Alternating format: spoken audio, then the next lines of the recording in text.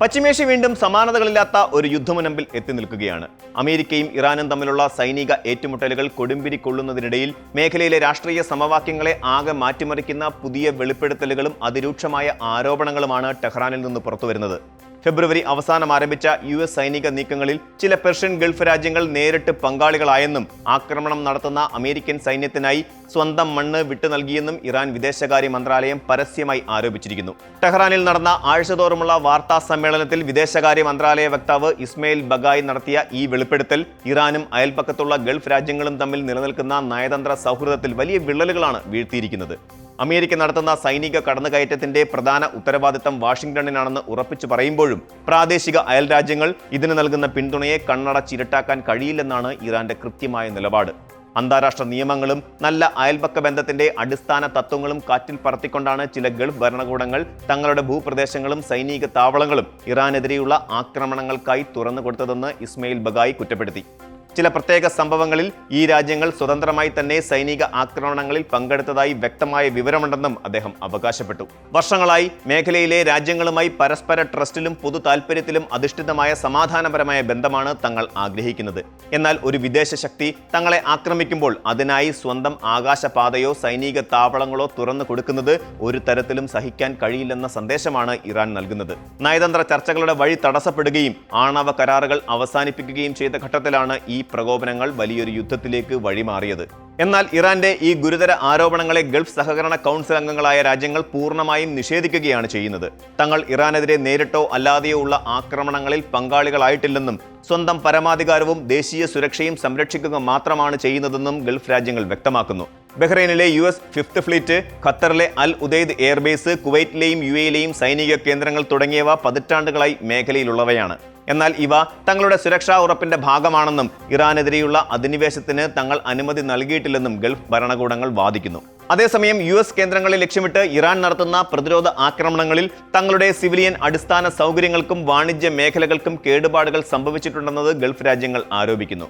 മിസൈലുകളും ഡ്രോണുകളും പരസ്പരം പായുമ്പോൾ ഒരു വശത്ത് വൻ ശക്തികളുടെ സൈനിക താവളങ്ങളെ സംരക്ഷിക്കേണ്ടി വരികയും മറുവശത്ത് അയൽ രാജ്യത്തിന്റെ പ്രതികാര നടപടികൾ നേരിടേണ്ടി വരികയും ചെയ്യുന്ന വലിയൊരു ദ്രോഹസന്ധിയിലാണ് ഗൾഫ് ഭരണകൂടങ്ങൾ എത്തി നിൽക്കുന്നത്. അമേരിക്കൻ പ്രസിഡന്റ് ഡൊണാൾഡ് ട്രംപിന്റെ പുതിയ തീരുമാനങ്ങളും മാധ്യമ റിപ്പോർട്ടുകളും യുദ്ധത്തിന്റെ വ്യാപ്തി എത്രത്തോളം ഗുരുതരമാണെന്നാണ് വ്യക്തമാക്കുന്നത്. ഓപ്പറേഷൻ എപ്പിക് ഫ്യൂറി എന്ന പേരിൽ ഫെബ്രുവരിയിൽ ആരംഭിച്ച ആക്രമണങ്ങൾക്ക് ശേഷം താൽക്കാലികമായി ഇരുവിഭാഗവും ആക്രമണങ്ങൾ നിർത്തിവച്ചിരുന്നുവെങ്കിലും അമേരിക്ക വീണ്ടും അതിശക്തമായ ആക്രമണങ്ങൾക്ക് പദ്ധതിയിടുന്നുവെന്ന വാർത്തകൾ പുറത്തുവരുന്നുണ്ട്. മുൻപ് നടന്നതിനേക്കാൾ വലിയ രീതിയിലുള്ള സൈനിക നടപടിയാണ് ആലോചിക്കുന്നതെന്ന് ട്രംപ് പ്രസ്താവിച്ചതായി പ്രമുഖ വാർത്താ മാധ്യമങ്ങൾ റിപ്പോർട്ട് ചെയ്തു. ഈ യുദ്ധ സാഹചര്യത്തിന്റെ ഏറ്റവും അപകടകരമായ വശം ലോകത്തിലെ ഏറ്റവും പ്രധാനപ്പെട്ട എണ്ണ ഗതാഗത പാതയായ ഹോർമൂസ് കടലിടുക്കിന് മേൽ നിഴലിക്കുന്ന ഭീതിയാണ്. ആഗോളതലത്തിൽ ഉപഭോഗം ചെയ്യുന്ന എണ്ണയുടെ വൻ ശതമാനം കടന്നുപോകുന്ന ഈ കടലിടുക്കിൽ തടസ്സങ്ങളുണ്ടായാൽ അത് ആഗോള സമ്പദ് വ്യവസ്ഥയെ പൂർണ്ണമായും തകർക്കും. അസംസ്കൃത എണ്ണവില ഇതിനോടകം തന്നെ ബാരലിന് $100 മുകളിലേക്ക് ഉയർന്നത് ഇന്ത്യ ഉൾപ്പെടെയുള്ള ഇറക്കുമതി രാജ്യങ്ങൾക്ക് വലിയ തിരിച്ചടിയാണ്. യുദ്ധം എന്ന് അവസാനിപ്പിക്കണമെന്ന് തീരുമാനിക്കാൻ അമേരിക്കയെ അനുവദിക്കില്ലെന്ന സന്ധിയില്ലാത്ത നിലപാടിലാണ് ഇറാൻ ഭരണകൂടം. പശ്ചിമേഷ്യയിൽ പുകയുന്ന ഈ യുദ്ധജ്വാലകൾ ഏറ്റവും കൂടുതൽ ഭീതിയിലാഴ്ത്തുന്നത് ലക്ഷക്കണക്കിന് വരുന്ന പ്രവാസി മലയാളികളെയാണ്. UAE, Saudi Arabia, Qatar, Kuwait, Bahrain, Oman എന്നീ ഗൾഫ് നാടുകളിൽ ജോലി ചെയ്യുന്ന ദശലക്ഷക്കണക്കിന് പ്രവാസികളുടെ ജീവിതവും ഉപജീവനവുമാണ് ഈ അസ്ഥിരത മൂലം ചോദ്യചിഹ്നമാകുന്നത്. കേരളത്തിന്റെ സാമ്പത്തിക അടിത്തറ തന്നെ നിലനിർത്തുന്നത് ഗൾഫ് പ്രവാസികൾ അയക്കുന്ന പണത്തെ ആശ്രയിച്ചാണ്. ഗൾഫ് രാജ്യങ്ങളിലെ പ്രധാന നഗരങ്ങൾക്കോ അല്ലെങ്കിൽ വിമാനത്താവളങ്ങൾ പോലെയുള്ള സിവിലിയൻ മേഖലകൾക്കോ നേരെയുണ്ടാകുന്ന ഏതൊരാക്രമണവും പ്രവാസികളുടെ തൊഴിൽ സുരക്ഷിതത്വത്തെയും ജീവനെയും നേരിട്ട് ബാധിക്കും. വ്യോമപാതകൾ അടയ്ക്കുന്നതും വിമാന സർവീസുകൾ റദ്ദാക്കുന്നതും നാട്ടിലേക്കുള്ള യാത്രകളെ തടസ്സപ്പെടുത്തുന്നുണ്ട്. മേഖലയിലുണ്ടാകുന്ന ഏത് സാമ്പത്തിക തകർച്ചയും കമ്പനികളുടെ അടച്ചുപൂട്ടലിനും ജോലി നഷ്ടപ്പെടലിനും കാരണമാകും. അതിനാൽ തന്നെ അവിടെ ഉണ്ടാകുന്ന ഓരോ ചെറിയ വെടിമുഴക്കവും കേരളത്തിലെ ആയിരക്കണക്കിന് കുടുംബങ്ങളുടെ ഉറക്കം കെടുത്തുന്നതാണ്.